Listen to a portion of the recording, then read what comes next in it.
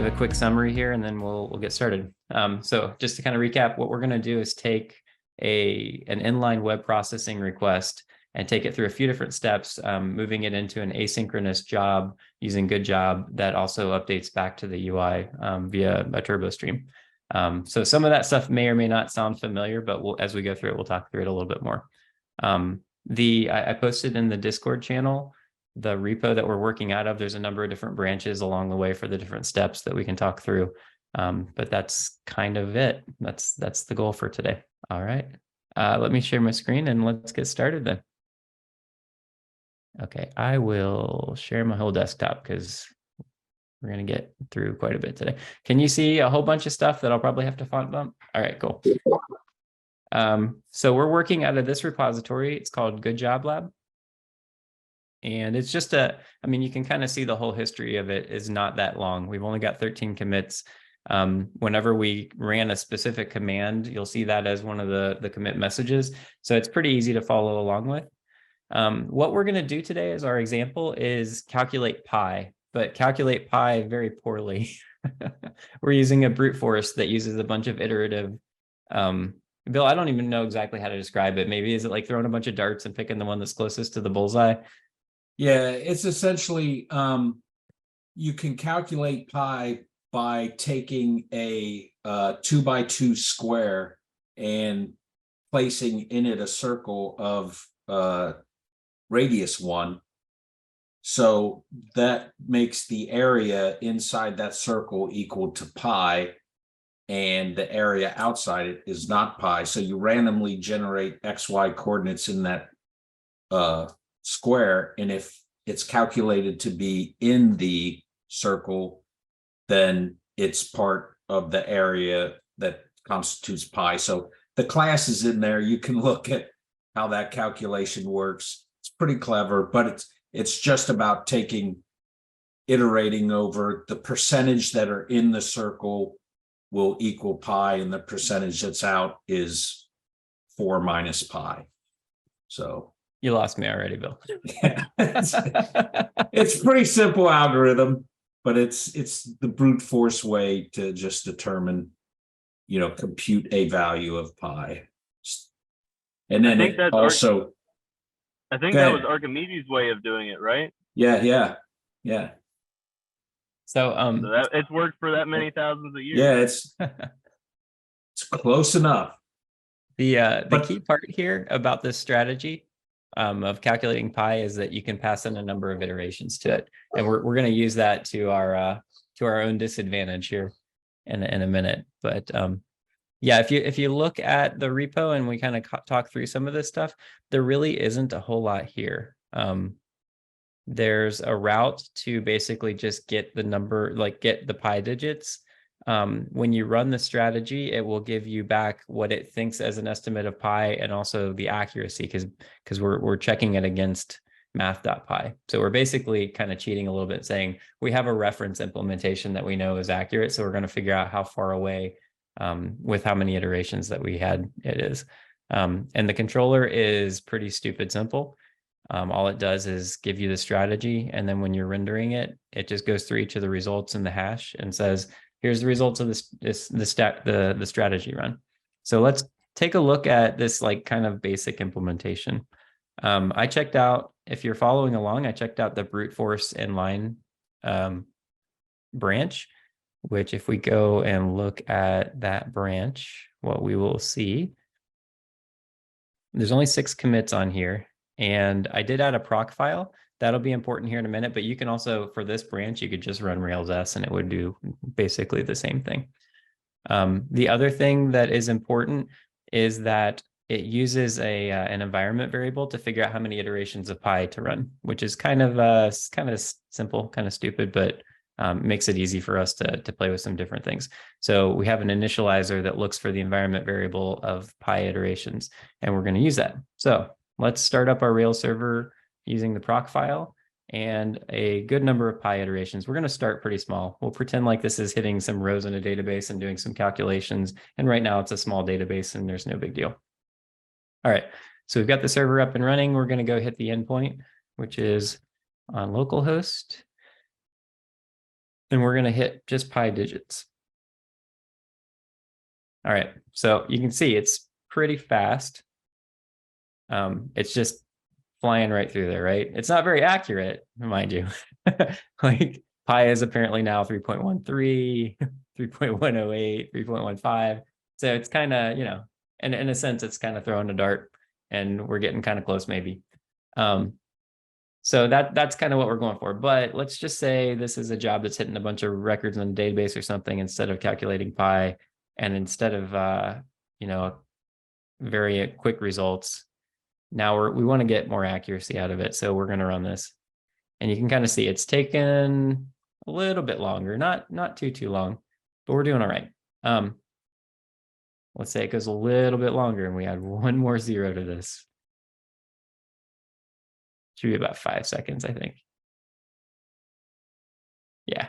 Okay. So we're hitting this threshold now where, from a user experience perspective, even, it's just not like ideal, right? You want the page to be as fast as you can. A second or less is pretty good. 5 seconds is starting to hit that threshold of like, is it even working, right?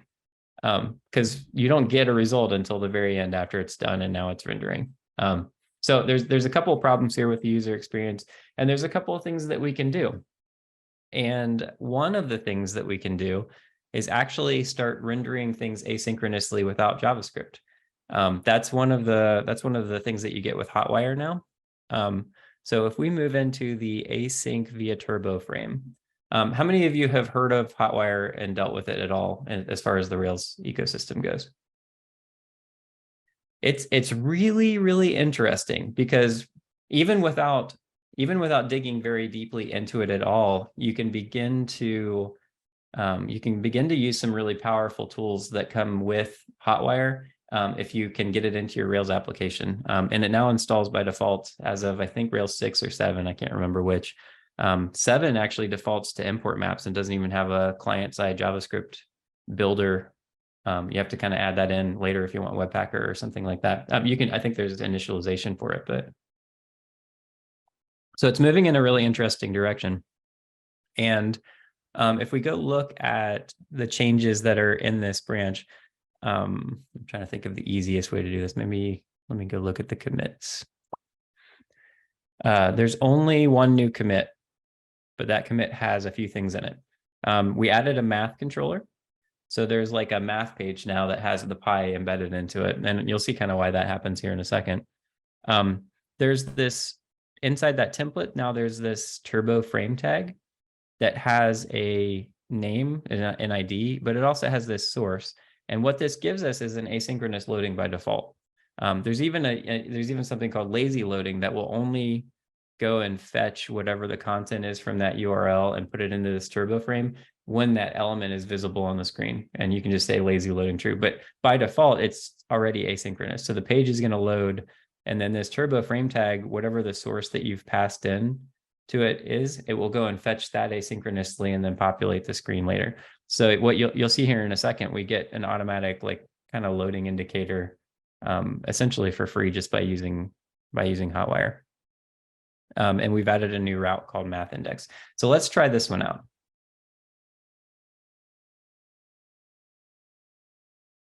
All right, we're going to use async via turbo frame as our branch, and then we'll go back here. Now since we're not using pi digits directly, we're using math and embedding the pi digits. We need to go to the math endpoint. You got a loading screen here, and it's done. So we didn't even use a job processing framework, right? But we got kind of like a nice little asynchronous indicator. The page loads very fast, but then you're basically waiting for that slow thing to return. This is pretty neat. You might actually get where you need to go just with that for short jobs, right? For longer things or things where you want to be more responsive to the user, this may not quite get what you want. So I'm trying to think of, I had a couple of downsides and upsides in my head. The downside is it's still using the web workers, right? You're still doing this really resource intensive thing using one of the workers that is supposed to handle HTTP requests, and that's basically it. So that's not super great, but it does kind of solve part of the problem of the user experience by giving us some indication the page is already loaded and everything's good, and we're just waiting for something else to come back. If you kind of want to see what that looks like from the network perspective, it's kind of interesting. So we request the main math page. Let me see if I can do a font bump here. I think I can. I'll make this full screen. All right. So what you get back in the main request is a bunch of your JavaScript imports and the preloads and stuff. And then you get to your HTML and there's a turbo frame ID. This is a custom web component that gets rendered by that turbo frame tag. And all it has is a little source thing and a loading. And then there's JavaScript that turns around and requests asynchronously the pi digits. And that's a separate HTTP request. What's interesting is it's rendering the full HTML again. But because of the way that TurboFrames works, it's only looking for this ID, this turbo frame ID. So it's going to discard everything else, even if you return a full page. Interestingly, there's like a double body HTML thing going on. I made a mistake there, but it throws away everything that's outside of the turbo frame and then just takes the inner HTML or some form of that and replaces the turbo frame on the main page with it. So you see this turbo frame ID pi. It's going to take whatever came out of pi digits and just replace only that internal frame part of it. So this is interesting because it lets you kind of back into a more asynchronous hotwire kind of experience with traditionally rendered pages. You can just take a normal rendered page, drop a turbo frame tag into it, and it'll just replace pieces of the screen that way. For a new application, you may not want to go this way, but it's kind of cool that you can just do that. And then you end up with your math page and the pi gets replaced. You can do that with as many turbo frames on the screen as you want. It'll just make a bunch of different async requests. And they're still traditionally rendered by the server as HTML pages. And then the client just takes off the wrapper and then puts the content in. So it's pretty neat. That's not what we're really here for today, but does anybody have any questions about that?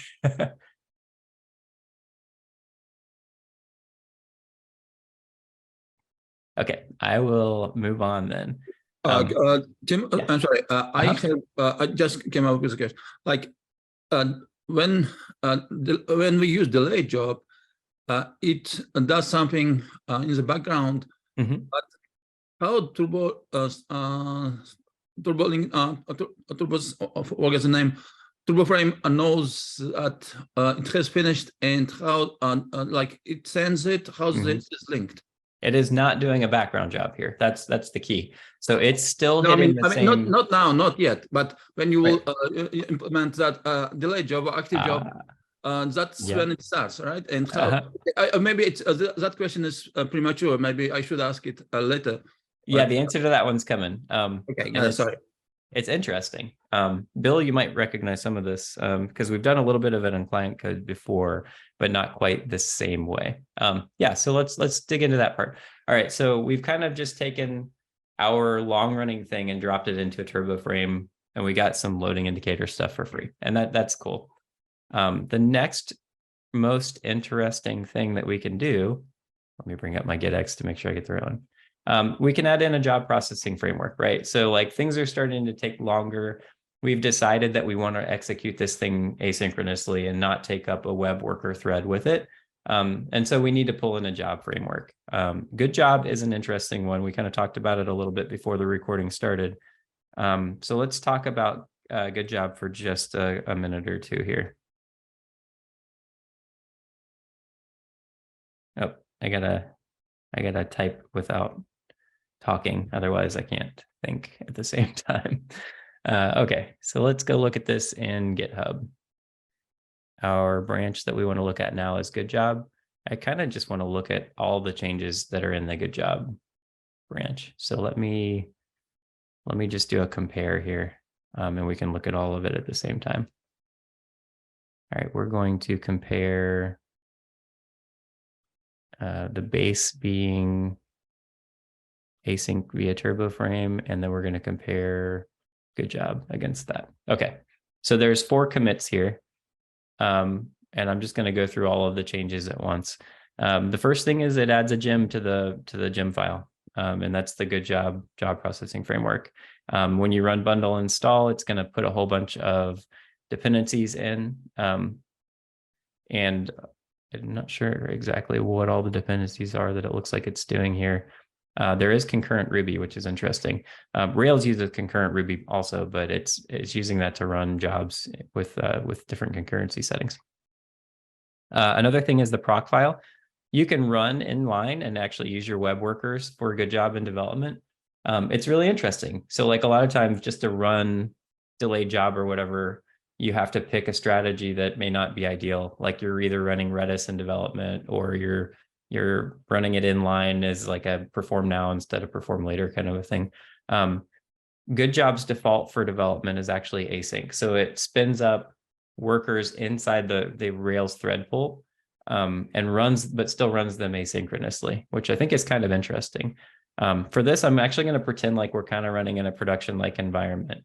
So we're gonna add in a worker process that runs it as a standalone separate process. And then there's communication between the web workers and the Good Job worker threads. We added a job in. So if you're used to ActiveJob, then this will look pretty similar. We've just got a perform method. You pass in the strategy that you want, which in our case is always brute force, and then you pass in a number of iterations.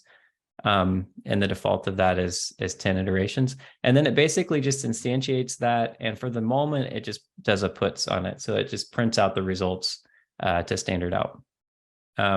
We set up the queue adapter, the backend to be Good Job. You have to do that just to make Rails work with the ActiveJob backend as Good Job.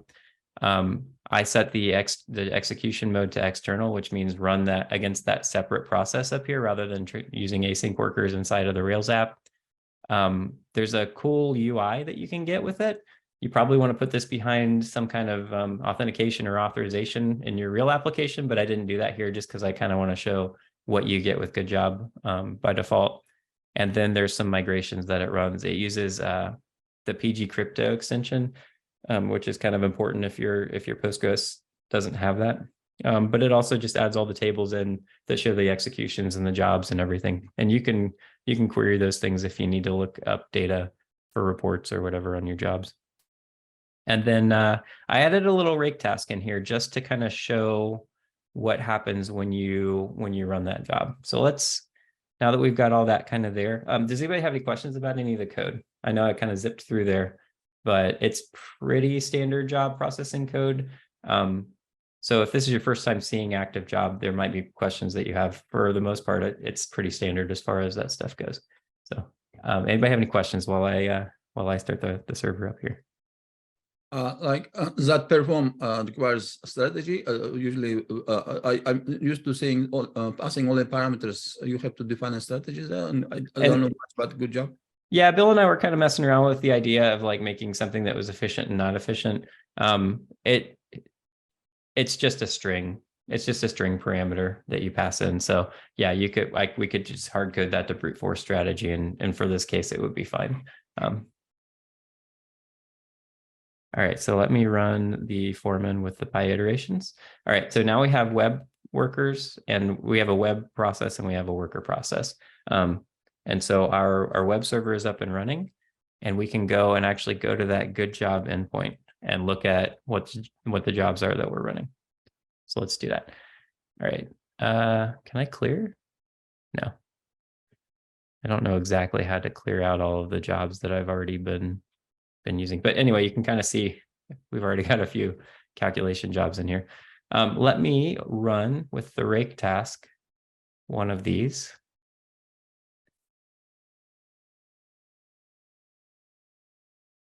Sorry, I'm trying to get the fonts in the right shape here. Can you read this? Is this okay? I mean, other than the fact there's a lot of words. Okay, let me run the rake task. So we're going to do pi calc as the name of the task that I created. All right, it queued up a job, and you can see now it's running that job.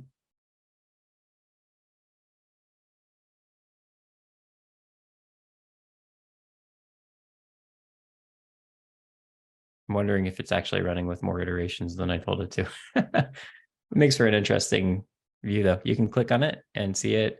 It'll tell you how long it's been running for, how long it was in the queue. I don't know what this does. Oh, it gives you like the job parameters and everything that you passed in. So we passed in brute force. Oh yeah, That's way more iterations. So I must have missed somewhere where that was hard coded. So it's running the long version of it. I don't remember how long this takes, maybe 2 minutes or so. But yeah, now we've got this asynchronous job running for pi calculation. I don't know exactly where the standard output is that it printed to. I think it's in the Rails log. I could run it as a perform now and run it essentially in line, and you would see the standard output printed out of the results. But it's basically just that pi and the accuracy of it. So here we basically got a job processing framework, right? We were able to queue up a new job to calculate pi with a number of iterations, and then run it, and it shows up in the queue, gets processed, executes, and then is discarded essentially after that, with the results just staying. So good job is now in our application. That's actually pretty painless. I mean, if you think about how long it used to take to set up job frameworks in Rails and how many files you had to configure and do all that stuff, this was surprisingly nice. One of the nicest things was just not having to install another key value pair database with Redis. Just being able to use Postgres out of the box with a job processing framework is pretty cool. I know a lot of other languages have already kind of started to do that, and it's neat to see Rails get one, because almost all of them take Redis if you're going to run in production. All right, any questions? Because we're about to take the two halves of this and put them together. We've got the pi calculation job now, and we've got our front end user interface, and we're going to make it so that our front end user interface triggers the job to start, and then the results of the job are then streamed back to the client at the end. So it's pretty exciting. We're almost there. And we probably have time to talk about it too, and that's great. All right, so let's go to the async stream job, or the branch. Okay. And we can go and do the same thing here and compare. Now we're going to compare as our base the good job branch, and we're going to look at the async stream branch. Only 2 commits here. Let me come back to the channel. And let's go first to, I guess, the routes. Well, no, let's not go to the routes first. Let's start at the channel, I guess. So action cable gives you the ability to define your own cables, or your own channels, and channels communicate over WebSockets. So where most requests go request response via HTTP. When you go through a WebSocket, you can send and receive messages async, and so you don't have to do the whole request response cycle. So this is essentially a channel that lets you establish a bidirectional form of communication that's more real time than saying get on this URL and then having the server respond. So it's a way for the server to respond back to you without necessarily you having made the request. This is kind of a little bit fancy. What it's doing is setting up a channel that extends and inherits from some of the Turbo Stream channel stuff. And Turbo Stream gives us the ability to stream, essentially stream HTML over our WebSockets that automatically gets processed by the client, the same way that Turbo Frame tag worked earlier. I don't know if I did a great job of explaining that. But here's something that's kind of important. We have this pi calculation job before, right? And what it did was just put the response out on standard output. But now what we've also added here is that it broadcasts over the Turbo Streams channel to the Turbo Frame tag called pi, or the channel that's subscribed called pi, this content. And so it's rendering content to this channel that's going to then update the screen the same way that Turbo Frame tag loaded things asynchronously before. And the way that it does that is you add in this little tag on your template that says Turbo Stream from. You give it kind of the channel name, and then you give it, potentially, this is optional, you give it the channel it should use. So that's where it connects up this pi channel up here with the thing that was down here. The reason that I override the Turbo Stream is just so that we can tell it to trigger the job. And so we're going to say, go ahead and perform the pi calculation job as soon as you're connected to that channel. That's kind of pretty typical. Like if there's something that you need to do that's asynchronous and you use a channel for it, you can use the subscription point of contact to like trigger that job. So it's basically saying, all right, as soon as the client connects up via this WebSocket, go ahead and perform the brute force pi calculation. It doesn't say anything about what to do with those results. It just says, go and do this job. The flip side of that is we're no longer loading that pi digits endpoint anymore, right? We just have a frame on the page. We just have this placeholder that can be replaced by something. And then when it's done, it broadcasts the update over the channel and tells it to update it. And then you can see where it's saying render a turbo stream partial. You have to give it a little template. It's very similar to HTML. You just give it a command. So we're updating the frame called pi, and then we're going to replace the contents of that frame with this template as it's been run. There's a lot here. How many people did I lose?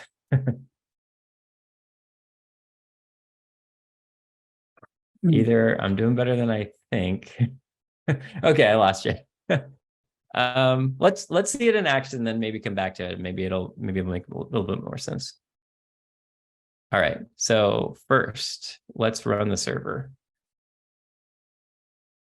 Whoop, I'm in the wrong place. Did I actually check out the right code?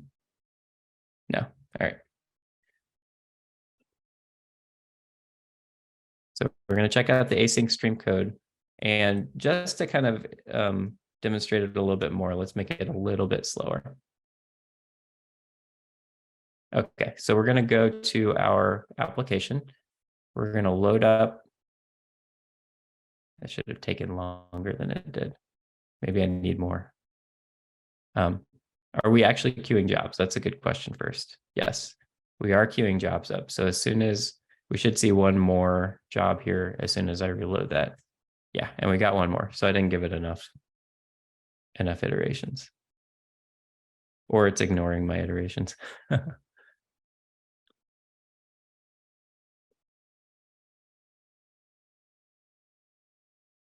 Yeah, I'm fearful it's ignoring the iterations. That should be plenty to I think so. bog it All right, down a little bit.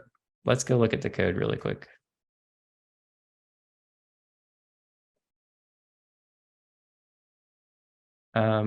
Perform later with the brute force. And then if we go into the job, we have, oh, look at that. That should have, it looks like I missed something. Let's try that, see if it works. It should have been paying attention to that, that pi iterations. There we go. All right. All right, so if we go look at the job dashboard, we should see one that's in the middle of running. And we've got this happening here. If we go and look, we should have some WebSockets, right? So we have a WebSocket connection. This is that that channel that's being established between the browser and the client. It's not a request response HTTP channel. It's a WebSocket connection. So we just subscribed to the Pi channel, and we gave it by default that tag gives it like a kind of an authentication string that says I really should actually be allowed in. And then the server confirms that, and then you've established this connection. And every once in a while, the client and the server will essentially make sure that the connection is still good. So the client will ping the server will respond, and you know that everything's working or is not working. It'll automatically reestablish a WebSocket if something goes wrong. So it's just kind of sitting here running in the background. And there's also this good job that's still processing. So we're kind of stuck right here in the middle of the job running. So this right where we're at right now is like essentially right here. We've got the strategy that's been defined. And as soon as we get the response back, this results, as soon as we get that back, we're going to render the content by streaming to this channel, this socket connection. We're going to render essentially some HTML with a command wrapped around it that tells it what to do with the screen when it's done. I may have made this too long, Bill. Let me, just for fun, back this off just a little bit. I got to 1 trillion in like, I think my system would return it in about 3 minutes. Was it 1 trillion or 1 billion? Oh, wait a minute. All 1 billion. right, let me reload this. We'll go back to the cable. And all right, so we've got this message pinging. Okay, so this is the response that we got back. It looks like the other job also finished. Yeah, so we've got a result here that basically, if we look at it, I wish there was a way to preview this with log frame value. Did that give us something good?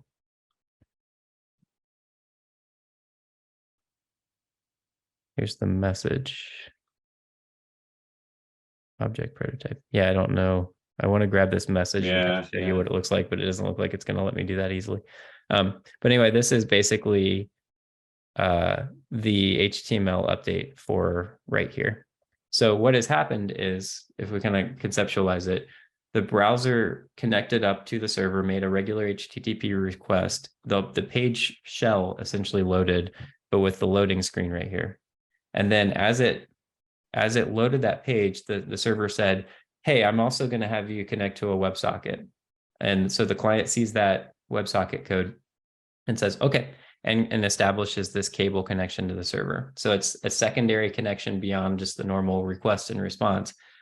At which point the browser says, all right, here's the channel I want to connect to, and here's what I want to do. The server receives that connection request and then triggers a Pi calculation job, which then goes off and runs in a separate process. And so the client has this open dialogue going with the server where there's not a lot of stuff going on other than pings. And then when that job finishes processing, it pierces through that whole connection layer basically and streams directly to the channel that was established with some HTML that the client has some JavaScript that we didn't write that automatically updates the screen. And so there's like a whole bunch of stuff that we just got working there. Like our entire architecture now is essentially asynchronous, right? We've established an asynchronous connection to the server, and then the server has an asynchronous job running. And then as soon as the result comes back, it just streams directly, it broadcasts to anybody who's watching that Pi channel for a new Pi calculation. So it's pretty wild. It's pretty powerful. One of the things that's kind of interesting about that is that if you have some other event driven through the system, like if it wasn't the browser that requested that you calculate Pi, if we kind of come back over here to our rake task, you can run the same job here and you should see it queue up on the dashboard, which it is. And then eventually when that job finishes processing, you can have that's like, oh, we calculated Pi better this time. And so it's going to broadcast that to the client, and you'll see a new message come in, even though the browser isn't the thing that initiated that event to happen. So you could update a screen from any kind of event source and have it queued up into the job system of good job, and then kind of respond to the front end. And that's, I don't know, what was that, 13 commits of code, including the Rails new. Like it wasn't a lot. It wasn't a lot of work to get that all to just kind of work. So it's pretty neat. It's pretty neat just coming from where I know that we used to be as far as this stuff. Yeah, so it updated again, it looks like, with a new one, which means our job finished. So we got a better version of Pi just now. Maybe it was tastier, I don't know. Did any of that help to clear up the confusion, or should we go back and look at some of this, or look at some of the documentation for good job? There's a lot of things we could do, including one of the really interesting things that we could do is, because of the way that this strategy works, in each iteration, we could actually stream an update of, how many iterations has been run. And, you could basically update, you could update the screen with information about what's happening with that backend job while it's still executing. And maybe that's something we can try for the last few minutes here, but I want to stop and pause and make sure we didn't completely lose anybody. Dave, you had your hand raised a minute ago. Yeah. So there was just a basic question that I asked in the chat in terms of the requirements for implementation Sure, yeah. So just two super quick things, yes or no questions. So this is just a gem that we can use. It's public, no problem. Yeah. Okay, awesome. Second question is, was this only working with Postgres then? I believe so. There's other job processing backends that don't, but I believe that Good Job is like a first class Postgres gem. So let's look. Yeah, multi-threaded Postgres based ActiveJob backend. So there's other ones. Delayed Job is another one. Q, some of the other ones. They don't require Postgres, but they do require something else, probably like Redis, in order to make that work. So yeah, this one's Postgres based. It uses Postgres for the synchronization and some of the concurrency stuff. Gotcha. Okay, yeah, because we were using Delayed Job because we have a MySQL database. Yep. You can't use Good Job if you have MySQL, as I understand it. Yeah. Gotcha. Okay, cool. Thank you. The rest of this you can, like all the rest of it, using turbo streams and streaming updates to the UI and everything you can. So if you have a working backend job processing framework, you can do all the rest of this stuff and nothing else changes. Great. Yeah, because we were looking at Action Cable. Yep. Essentially what we wanted to do, and this was kind of my next question, and I don't know if you're going to get into it or if this is too deep, and I'm sorry. No, go ahead. So in the example that we're looking at, this is assuming that, let's say that this pi calculation takes 20 minutes or an hour, right? Sure. Where we can assume that if our client is using this, client being like the end user of the software, is not going to stay on this page. Is there a way to, hey, like we have a toast modal pop up or other notification that comes up that redirects them back to that page to say, hey, your job is finished. Here it is, because that's kind of the implementation of this that we were looking at. Yes, you absolutely can. So one of the ways you could do that is through, you can actually make your, do we not have, sorry, I have to figure out my application all over again. I thought we already had Flash messages, maybe not. But you can basically turn your Flash message into a turbo frame, your Flash message area, and then you can use it like Toaster, or you could, if you wanted to, use a cable with some JavaScript, send it a JavaScript like a JSON payload, and then have it parse that and then update the Toaster via JavaScript. But you can actually do everything we've done today, what you can do without writing any JavaScript yourself, which is kind of interesting from a Rails perspective. But if you've already got like a JS Toaster kind of thing, you can use the action cable, set up your own channel. It wouldn't be a turbo stream channel at that point. You would just be sending JSON payloads, and one of those payloads would be a new Flash message that says this job process finished, and you end up with a little Toaster message on whatever page you're on. Awesome. Thank you so much. Yeah. I've used that for a couple of different things, and it works really well. Yeah, anytime you're building like a CSV report or something that might take 20 minutes, no user is going to stick around on that page unless you make them. And that's not super nice, but yeah. Anything else?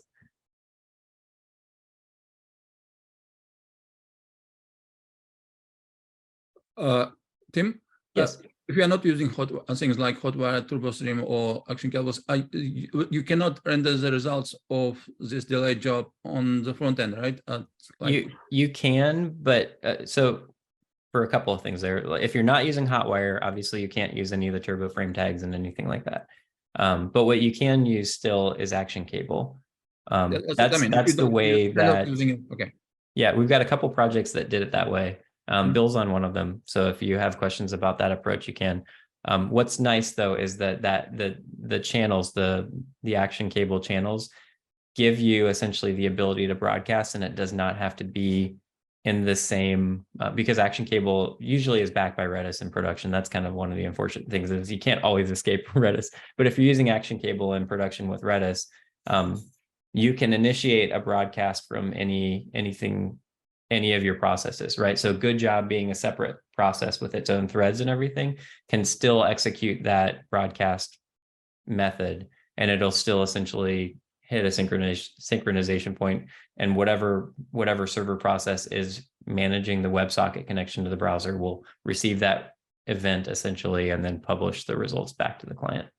Yeah. So yeah, thank you. That was the question. Like you have to use at least the Action Cable. Yeah, this part right here.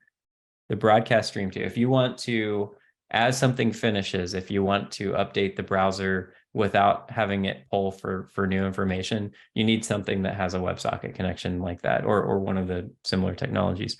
You can still pull, right? So you can have your job update a field in a database somewhere. This is the way that we used to do things. Probably about 6 years ago, I kind of remember doing this as like the best in class way of doing it. Is we had a long processing job, and in order to update the UI on that, what we would do is have the job update several fields in a database with its current status. And then the client was a React client that would just hit those endpoints periodically and pull and say, what's the current state? And it would just return whatever the state was that the job updated to. So you can still get there. It's just not nearly as pleasant. I think it took us like a month to write that feature. And we could do it here in a couple of minutes. So it's kind of neat the way that things have gone. But thank you. Yeah. Let's try something just really fun here with the last 10 minutes that we've got. Let's go back to our strategy. And let's violate all the encapsulation of our application. We've got a calculate method here, and it's doing some stuff, right? And inside of this is a loop that goes a number of iterations over and over and over again. It gives us information.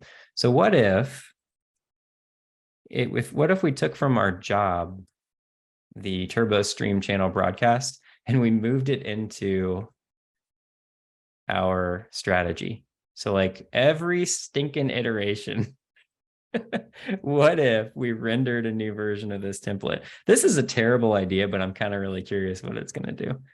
All right, so we're going to broadcast to the Pi stream just like it does when it's done, but instead,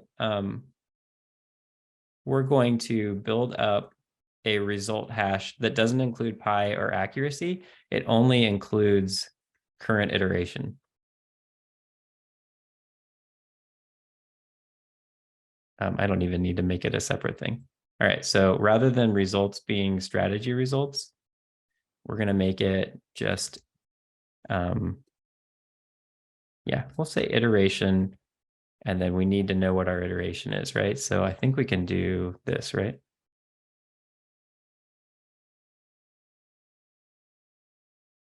Maybe we'll find out.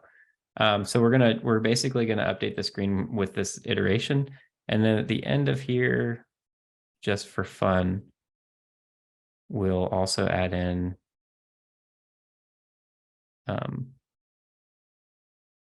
the total number of iterations is how many times we did that. Okay, I don't know what's going to happen. It may break, it may work. We'll find out.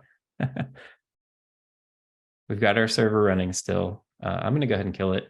I don't know if hot code reloading works inside the jobs. I know it does not with Sidekick and some other ones, which is kind of a pain. Every time you do a production release, you have to make sure that you cycle all of the processes that run your worker. So I'm going to go ahead and just assume that it's not smart enough to figure that out. And you can see, I don't know what that's doing, but that's hilarious. That isn't right. Oh, X isn't going to make any sense, is it? X must not. Yeah, we need, so that times do, is that right? Iterations each with index, maybe. No, that can't be. Yeah. No, I think times should work, shouldn't it? Unless it's running multiple jobs, which is totally possible. It might be updating its own. No, there's only one running. Okay, I don't know what that is. It's hilarious though. All right, so here's our cables. Oh man, I clicked on it. It's mad at me because there's so many messages flying over that WebSocket right now. Yeah, you can kind of see it. It's shooting through and just updating the iteration count every time. So there's something wrong here though. Sometimes those iterations are negative. I think Bill wanted to use index with it. Yeah, let's try each with index. But iterations is an integer, so it won't know each. We could do 0. We could do a 0 range, right? to do a range, and then it's 0 not including iterations. Yeah. Dot each do, right? Do we need each with index? Yeah. No, we don't need each with index because each will give us, won't it yield the X? Oh, yeah, it'll yield the X. Okay, There's the never X right there. All right, who caught that? mind. and didn't Okay, say anything? good one, good one. Yeah. We were So, well, I shadowing was the- gonna say you should have just called it iteration, and then you could use the shorthand. You didn't have to pass in. Yeah. You don't have to pass X in Yeah, now down here. Just Yeah. say iteration. Okay. All right. That's what it is. I was like, those kind of look like Yeah. pi a little bit. All right, here we go. Let's try it again. Did I kill the server? No. But I might have made it angry. I'm going to go ahead and restart it. Okay, here we go. Form and start. If we were in It's Discord, I'd be live. playing the sad horn soundboard thing. So I haven't figured out how to get rid of the advisory locked error. I don't know what that is exactly, but I can't kill a job at the moment. That's something for me to figure out. But I do know that if I go in here, it seems like, well, anyway. Do we have 2 jobs queued? Yeah, there's one Looks that's like queued. it. It's interesting. Yeah, so you can see the iteration count going up. I'm assuming if it starts processing that other job, we'll get both of them interleaved. Yeah. Because I'm not real sophisticated with this job, right? Yeah. We're not tying the job to the user because there is no concept of a user in this app. Most of the time when you connect a channel up to the server for something like this, that's a one-off report, you're going to connect up with the user as part of the channel. And that becomes part of the identifier that you would pass into the job. And then when the job is done, it would say stream to this request for this user. And then you would only get that response back. Even though you're broadcasting it to a channel that only one person is a part of.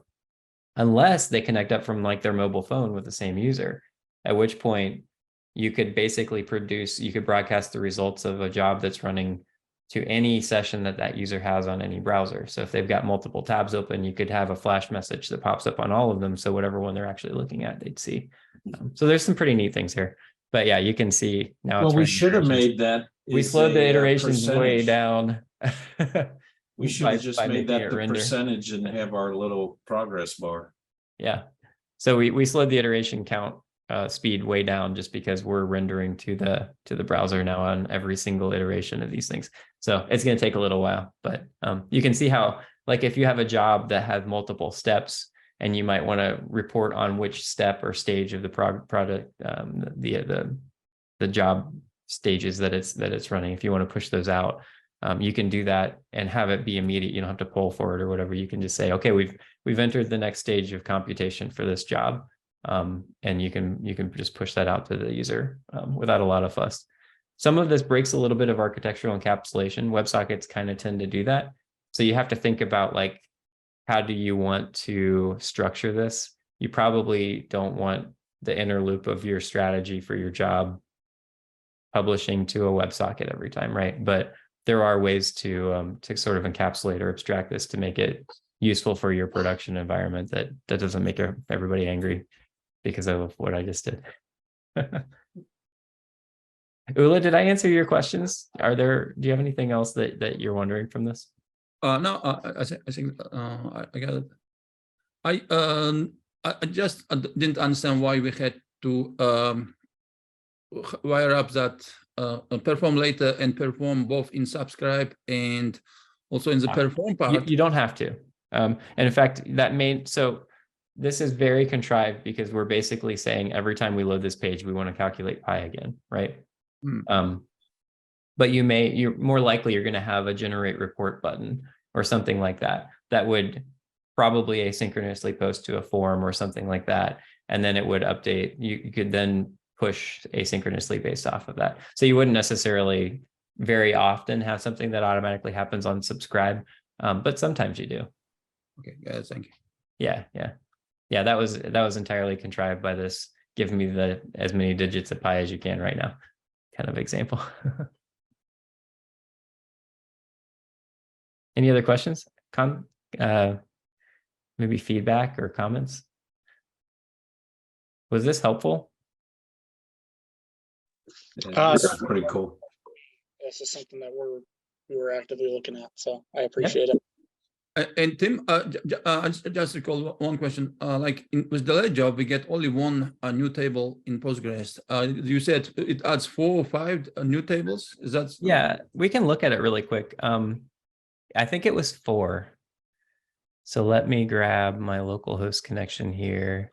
I haven't really dug into it a whole lot yet. But because delayed job and the other ones tend to, depending on how you have the backend, tend to put things in Redis or something else, they will tend to have their own like key value stores there. But we have only one table there. okay, you're only using Postgres for the delayed job backend? Mm-hmm. Okay. Let's go see what this one shows. It's actually more, it's 5. Batch, oh, so it has the concept of batches. We didn't really talk about that, but you can batch jobs together. And so it lets you do that. So that's batches are sort of like a one-to-many kind of thing with jobs. But you have a good job table, and this is all the jobs that are queued up. And then you have executions, which is all of the attempts at running each of those jobs. So most of the time, if it succeeds on the first time, it's basically a one-to-one.